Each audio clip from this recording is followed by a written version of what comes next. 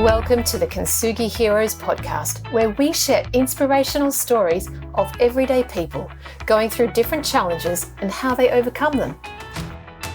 Please be aware that the story you're about to hear may have moments of deeply felt emotions and personal experiences. If anything you hear has a triggering effect, please reach out to someone who can help keep you safe. If you love this conversation, please like and share it with your friends so we can continue to share more inspiration and hope to as many people as possible. Now, listen up for our next hero story.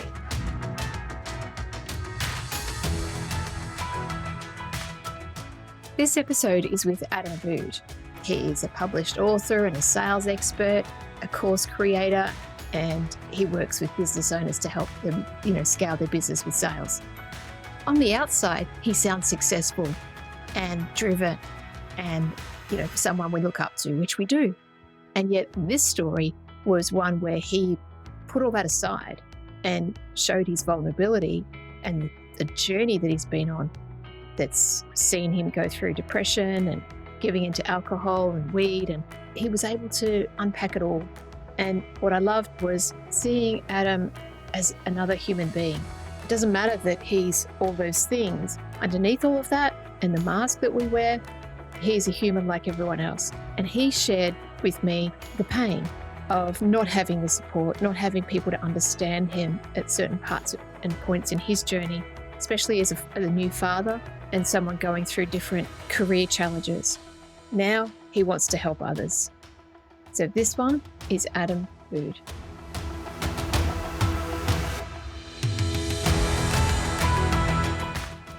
Hello and welcome. Here we are to another episode of Kintsugi Heroes. I'm here with Adam Bude today. How are you, Adam? Great, Av. How are you? Really well, thank you. I'm so grateful that you're here, and I'm really, really excited. Not that I know anything about your story, so this is actually really news to me because I know you. We've our paths have crossed a little bit in the past, so to have you on the show is like a joy for me. And also a privilege because you're obviously, going to be sharing part of your story with me, and for that I'm really grateful. Oh, that's awesome. Yeah, it's fascinating, isn't it? We come together through business worlds, but what people don't always understand is it's the making of us as a person that forges where we go in our businesses. So this would be an interesting conversation. Well, this is about you sharing your story, overcoming adversity or challenges. And how about you take us back to where it began? Where would you like to start your story? So I guess I'll start my story right back from a kid, really. I grew up in a dysfunctional family. My father was an alcoholic manic depressant, and I was on the receiving end of a lot of emotional abuse, a little bit of physical abuse as well, growing up, and grew up for many years with a vacant dad. He just wasn't there, just unsupportive, we never saw him, just wasn't there. So I know that a lot of my issues came from the early years, and even I still remember now, the age of 13 was when I was the first time diagnosed with depression, and following my dad's footsteps as a manic depressant who was on lithium at the time, and they threw me on lithium as well. So I wasn't on it for long, but it's certainly in here that it happened from right back then. So how did that set the scene then for the years to come? Strangely enough, I was always a bit of a misfit at school, never really fit in. And I think that whole craving attention stuff from my dad definitely affected my behavior growing up. So I was always a bit of a rat bag, really negative kid, overweight, not many friends, or all that type of stuff. And disengaged in school. So all of my report cards all said, if only Adam applied himself, and I got that for years. And I suppose the realization of all that came when I finished year 12 And I only finished year 12 out of spite for my year 10 coordinator at the time, who said, drop out of school because school's not for you. You're not going to amount to anything. And I thought, well, I'm going to stick it to you and I'm going to finish it and pass. So I did. But then I was like, well, what do I do now? I didn't want to go to university. I really had no idea what I wanted to be doing with my life, and just fell into sales, menial, menial work, just to try and find my way through life. And that sort of one thing led to another thing, and my mental health was okay over those years. Always a little bit on the chubby side, but I still had a lot of emotional issues around men, dads, all that type of stuff. And that played out in relationships I had everywhere, indirectly. Now that I can reflect upon that, I can see that. But where it really hit hard for me, there was two moments in time. The first time was after I'd lost a job for that first phone call I got, where we just started working at a new company. There's a whole group of us that started and formed this whole new company in Melbourne. And we built that company from scratch, and we were doing a really good job in 12 months' time. And then it was owned by the Ford Motor Company, a subsidiary of Ford, and the executive decision was to shut down that whole operation. So we all got the marching order on the spot, and I handed back the keys to the car that I had. I was a sales rep at the time, and that was the first time I was unemployed for about 6 months, and I couldn't find work because I was unemployable with my skill set and with my experience, and that was the realization of, should I have done some more with my time? How old were you at this point, Adam? So this was 2000, so early 20s. Mm-hmm. Unemployed for about 6 months. Then I started on drinking a lot more, and started smoking weed, and really was going down a different path. Went overseas on a holiday. I was pretty low. I'd just broken up with a girlfriend. She broke my heart and all that type of stuff. And I was at a pretty low place. And that's where I actually ended up meeting my new wife, my only wife, Amanda. Met her in Bali, and then came back. And, for the first 6 months of our relationship, I was unemployed. So here she was, the main income earner. Here I was, a Centrelink bum, and just I couldn't get a job. And then I fell into commission work, and that's when everything sort of changed for me. That whole commission sales thing was an interesting experience, and did that for a couple of decades. But from the time that we were together, Amanda and I, for 5 years, then we got married. Then we had our first child.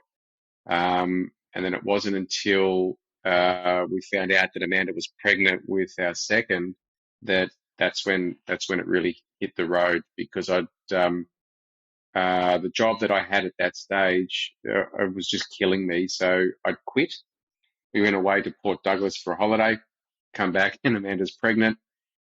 Find out that they're twins, and then all I could think about was, oh shit,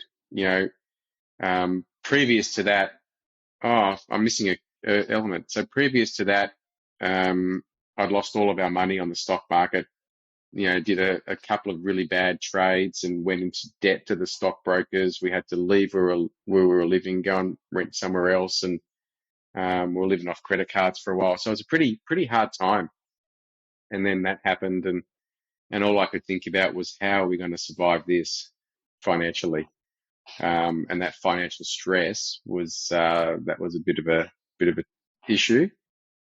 I wasn't anticipating being out of work again for another 6 months, because I just could not get a job, even though I'd had at that stage, a decade of commission sales experience in multiple industries. I just couldn't get a proper job. Centrelink wasn't really cutting it for us, and Amanda was about to go on maternity leave, and then I finally landed a good job, which was with a 6-figure salary and commissions, and I was going to be heading up a sales force in Melbourne for a corporate hospitality company. And within 3 months of starting that role, along comes the GFC. So that whole thing just turned to crap, and it was just me.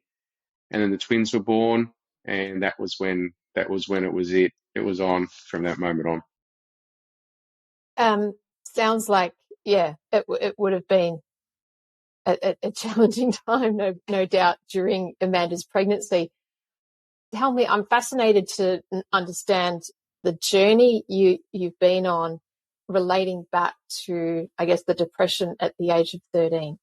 So how has that influenced these events, these fairly significant events, being out of work multiple times when you know, obviously at challenging times, and then Amanda getting pregnant and etc. So do you know what I mean? I'm really interested to know about that, because you don't just get over it, do you, in a heartbeat?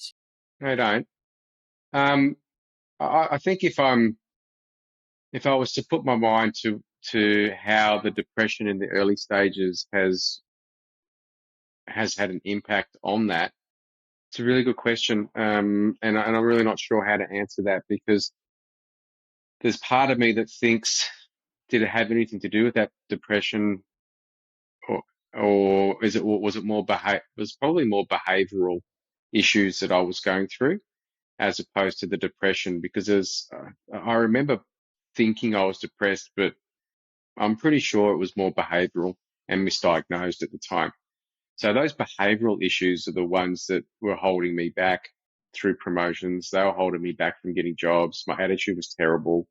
And then obviously started to drink more and get really unhealthy. And it just keeps spiraling, every day, smoking a packet of cigarettes a day. And, I was very, very unhealthy, mind and body, and had a lot of anger growing up, and a lot of anger with my dad, and the relationship that we had was pretty horrible. So I think that being at the time my subconscious identity was what was affecting the right pathways to open.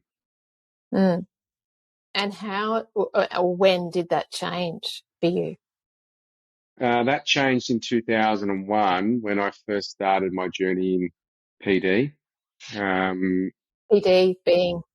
Personal development. Okay, thanks. Did all of the whole Anthony Robbins stuff and NLP and Reiki, and I really started to immerse myself in a lot of personal development.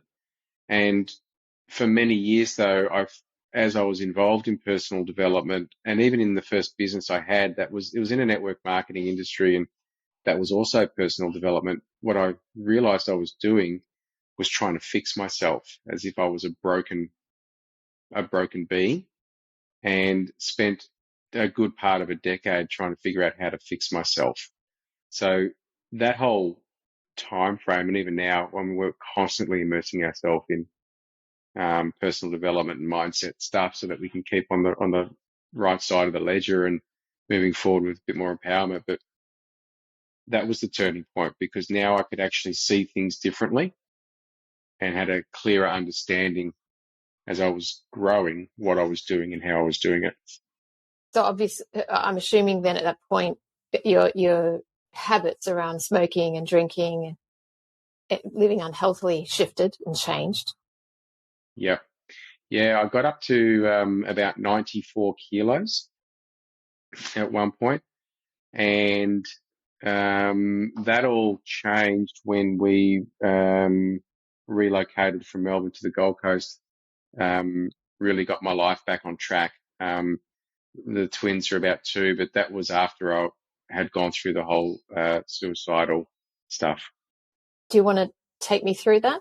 You want to share what happened there? After the twins were born, I was stuck in that role in the height of the GFC in a serviced office in Melbourne by myself. And our twins were very, very sick babies, like very sick. We nearly lost them both. My son was hooked up to life support machines for 2 weeks. My daughter stopped breathing.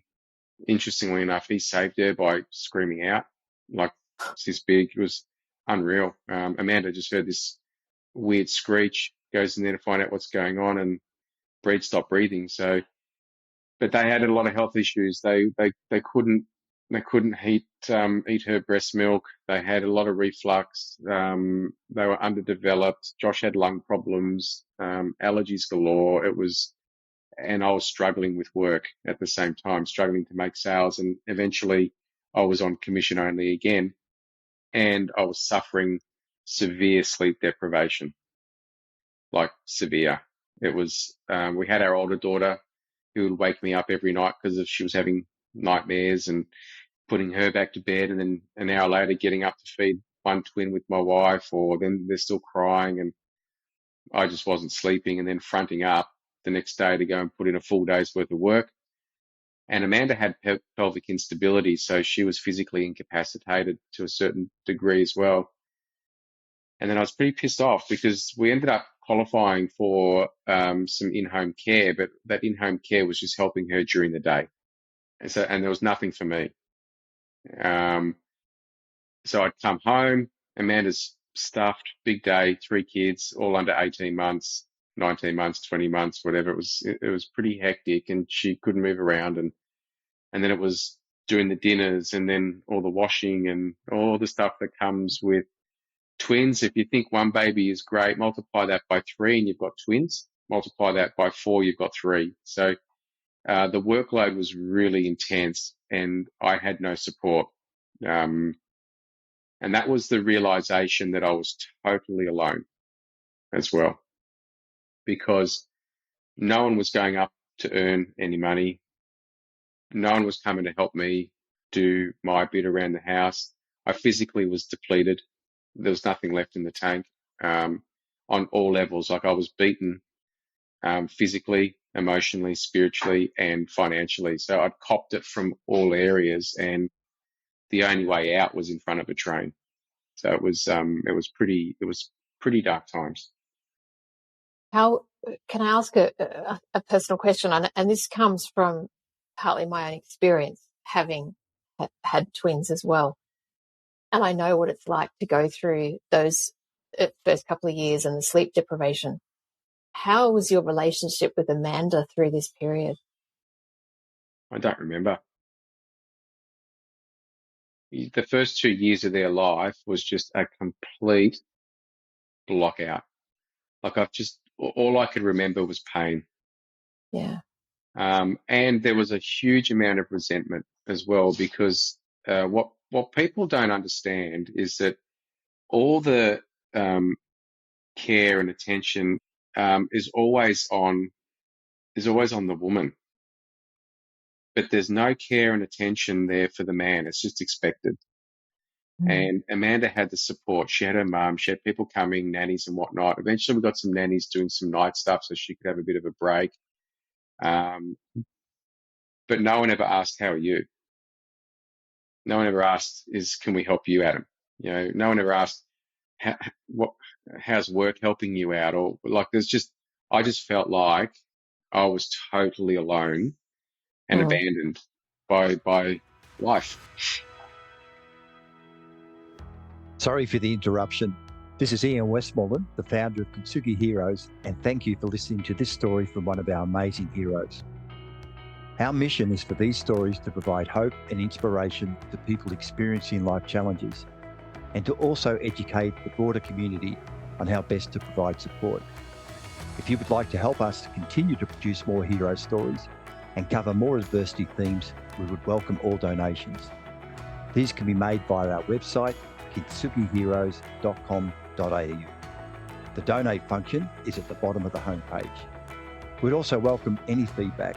You can email me direct using ian@kintsugiheroes.com.au. Now let's get back to the story.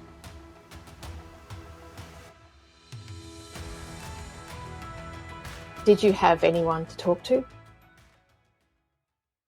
Had a couple of friends, but no one that really understood where I was at, what I was going through. I didn't have a counsellor as such. just picked up my suitcase and walked out the door and got on with the next day and come home and groundhog. Finally, when they were in bed, polish off a bottle of wine. That was the routine. And at this point in your life, had you tackled the internal demons around your father? No,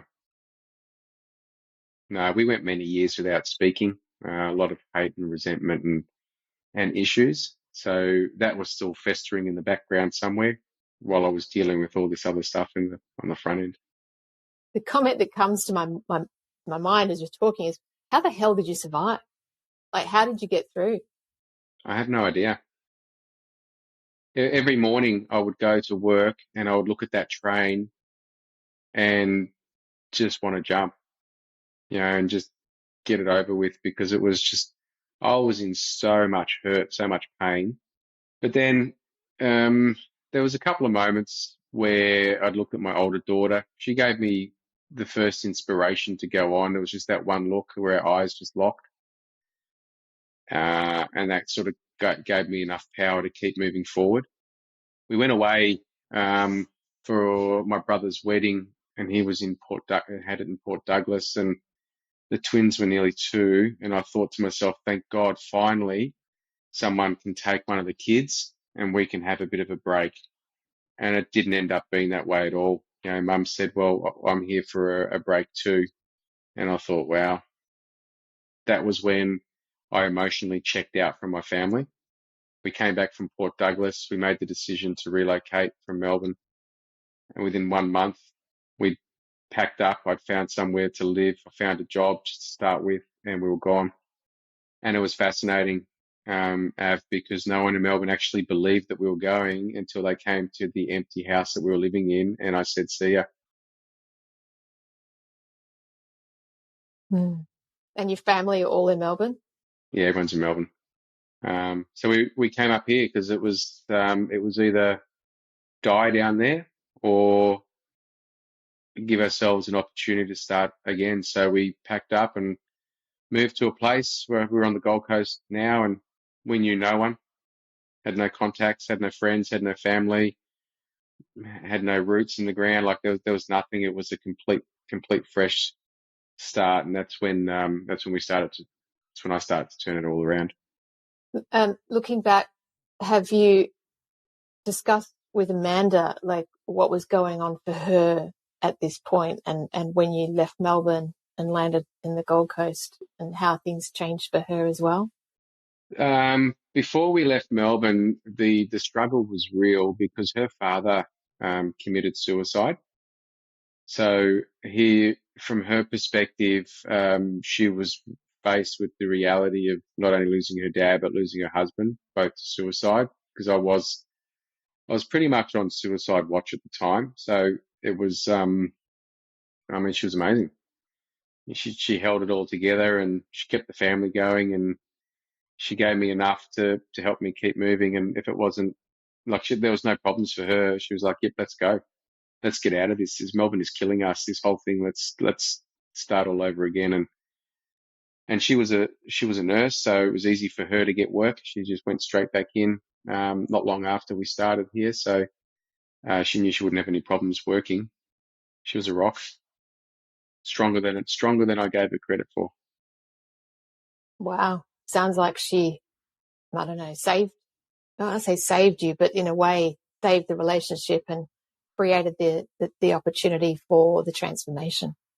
I think I was still also on that personal development journey as well. So there was a little bit of that going on in the back end. And we'd both done all the stuff together across that time as well. So we've both been growing together.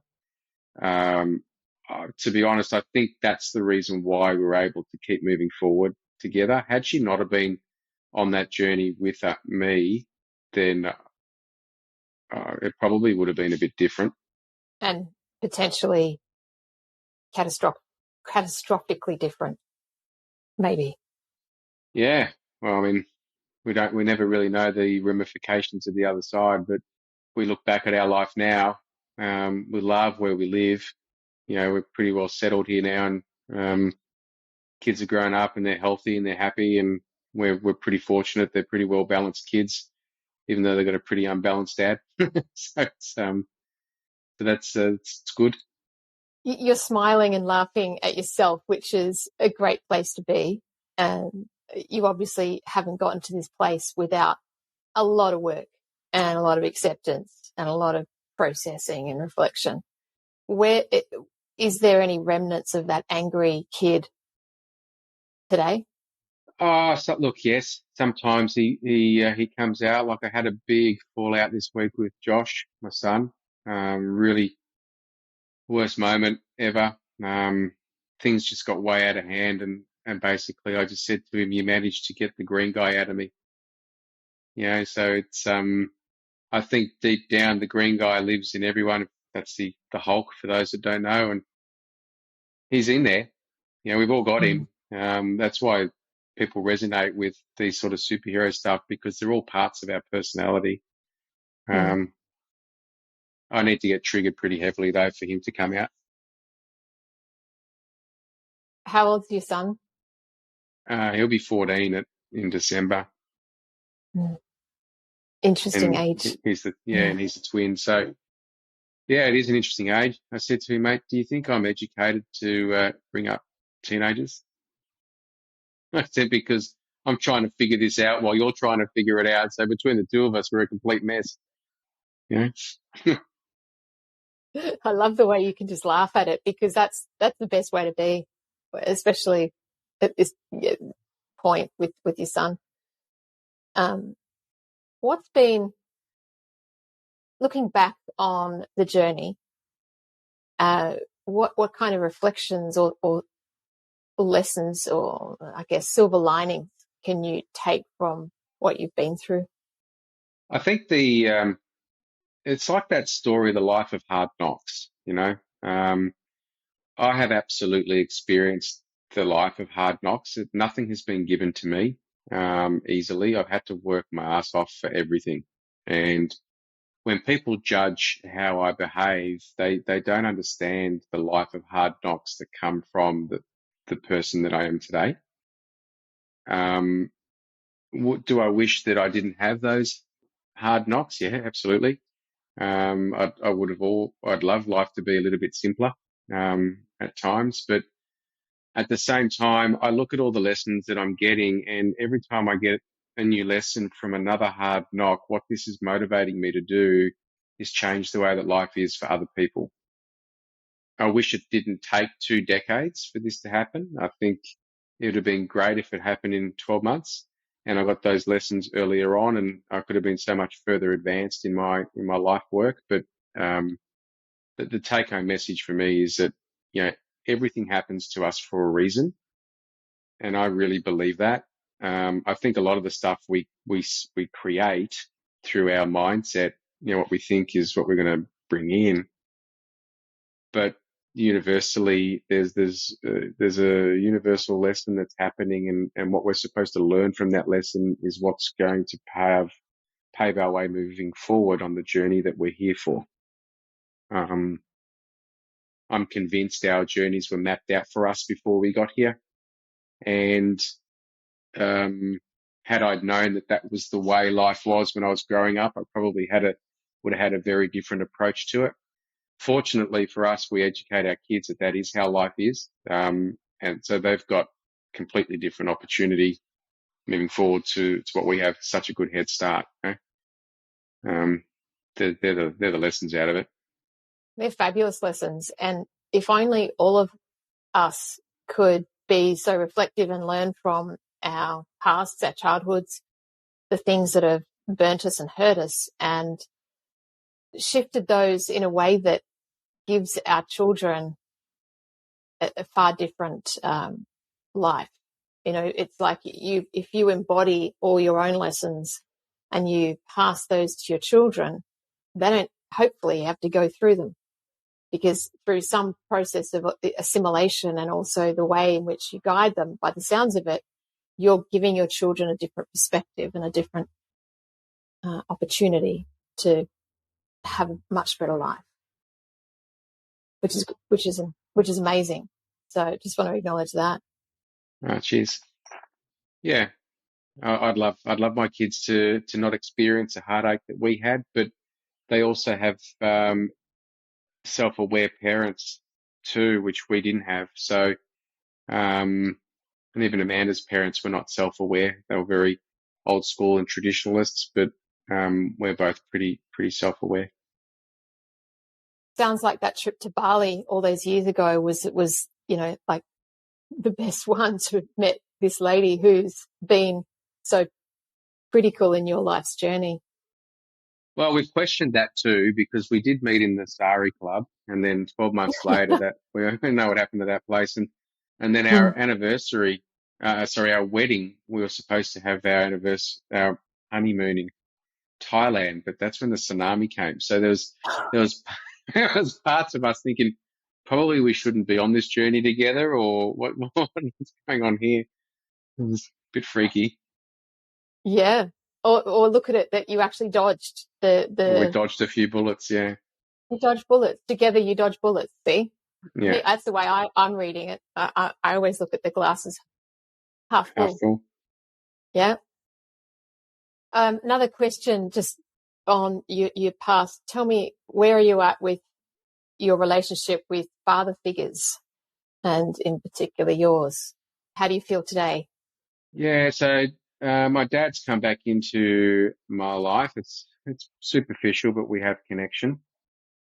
And I think that connection's more based around his realization of mortality, as he's getting closer to the end of it in his own little way. He's trying to make amends. And I'm okay with that. I'm over all the hurt and anger towards him. If he wants to be part of it, he can. If he's not, he's not. But it can't get too deep, because then too much hurt will come. But we both know where we stand, so it's good. Each week we'll reach out. Interestingly enough, I hear from him more than I do my mum now. So it's fascinating how things turn around. Yeah, indeed.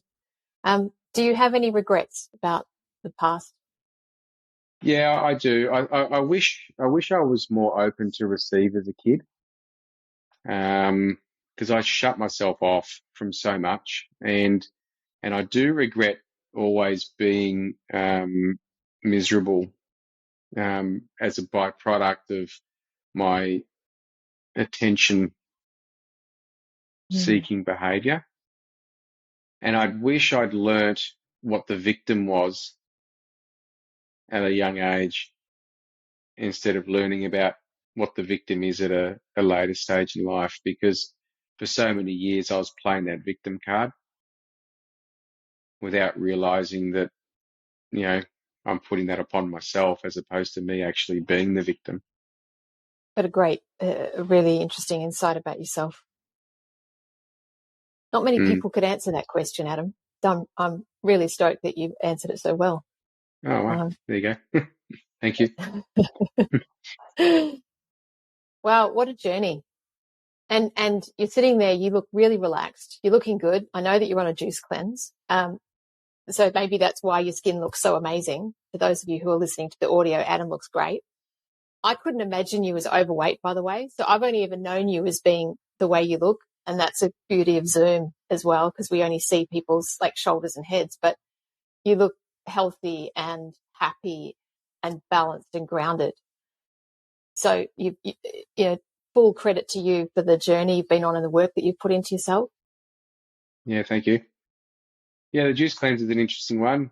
14 days with just juice and water. It's a great way to rebalance the body. Oh, yes. What day are you on? Today is day 10. Nice. Yeah, it was originally a 7-day one, but we really got some great benefits in that first week, so we thought we'd do it again. I love it. I love how you just, keep going. Hey, that works. Let's just go again. Go harder. Well, that's the key to life, isn't it? If it's working, keep doing more of it. If it's not working, keep doing less of it. It's a pretty simple philosophy, I think.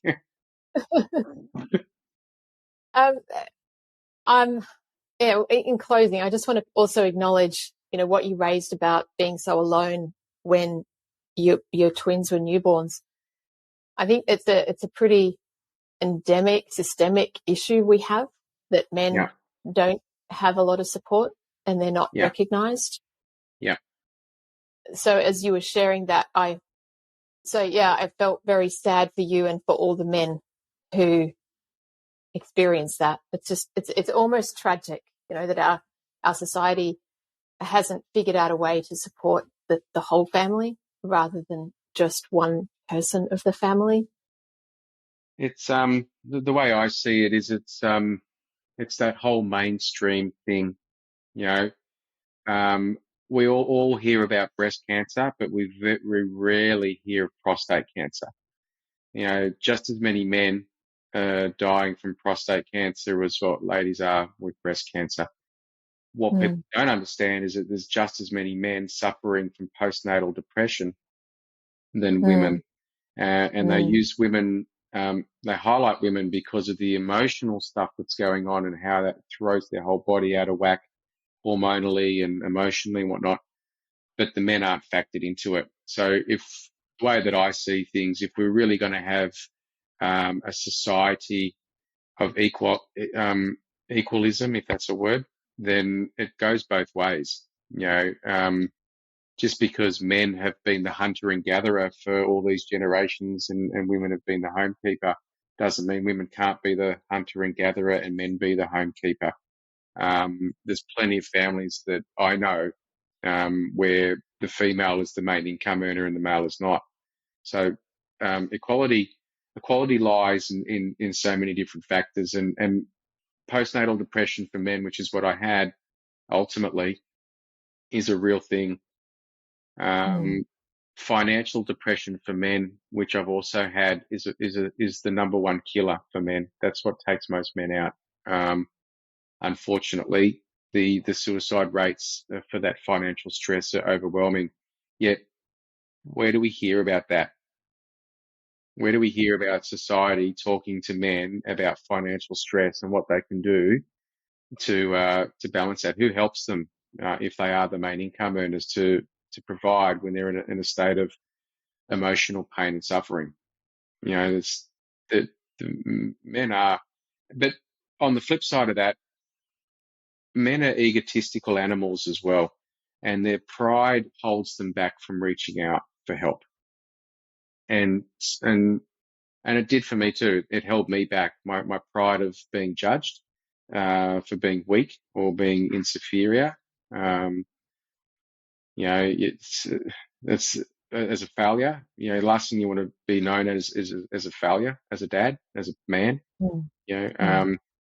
It's a big thing. So I think society needs to really lift the game on that aspect significantly, which is why I wanted to be on this podcast, because men are suffering in a really big way, and there's not a lot of men that will show their female side. We all have one. We're not all macho all the time, they will have that vulnerability to go out into the world and say, I need help.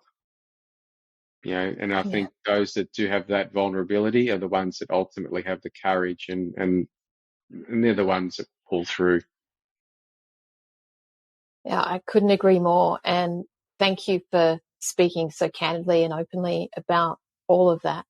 I know that anyone listening to this who is resonating or going through it would be feeling really encouraged, and hopefully can listen to your story as well and be encouraged by the fact that you did make it through, and there is always a way through. What would you say to someone who's listening to this, a guy who might be going through any kind of depression like you experienced, anyone who resonates with your story? Have you got any words for them of encouragement, support, or something else? And the universe always has your back, whether you think it does or it doesn't. It always does. And in times of need, what you will find is the real people in your life will surface. All the fake people will disappear, but those real ones will be the ones that are there to give you that support that you need. And the other thing that a lot we lose focus on is that when we're in that state, what we're actually doing is we're focusing on the pain of the past as opposed to understanding the reality of the present and the possibility of the future. If you're finding yourself in that state of deep depression, that depression is not who you are now. That depression is something that you chose to wake up to that served you in the past that you're still bringing forward with you into your future. That's pretty deep. You can unpack that. Yeah. I'm not sure. Is there anything you want to add to that? Well, it's easy to say in hindsight. Yeah. It's so much harder when you're dealing with it when you're in the the heat of the battle, for sure. But I think the biggest thing is that when you do find another man who comes into your life where you have the opportunity to bear all, then I would encourage you to take that opportunity to bear all. Warts and all, just let it all out. If they're going to judge you for who you are and how you're feeling, then they're not the people that you want in your inner circle. But if they're people that you can openly express yourself to, just getting that off your shoulders is a huge weight that's lifted. And most men may not have that conversation with their partners. But if you've got that one person that you can have that conversation with and be that one person for other people to have that conversation with, it's not a one-way street, then I think we'll find more and more men tapping into their vulnerability. And once they can tap into their vulnerability, will ultimately tap into their true power. Beautiful words. Really, really beautiful, honest, vulnerable, and coming from experience. Ultimately. Thank you. I've so enjoyed this and you bringing to light this really important journey and one that's not often spoken about. And I hope that any person listening to this has gotten something from it. And it might be a shock and a surprise even to women, that this is such a problem, an issue. And it really is. And I just want to thank you for being brave and open and sharing your story today. It's my pleasure. If I can help save one other life, then it was an hour well spent. Exactly. Well, and thank you for spending it with me. It's been a pleasure. I appreciate it. We hope you've enjoyed this episode of Kintsugi Heroes. Please like and share the show to your friends so we can get this out to even more people. If you have a story you'd like to share with us, please reach out using the contact details below. Join us next week for our next hero story. Until then, keep being you and remember that we are all heroes in our own unique way.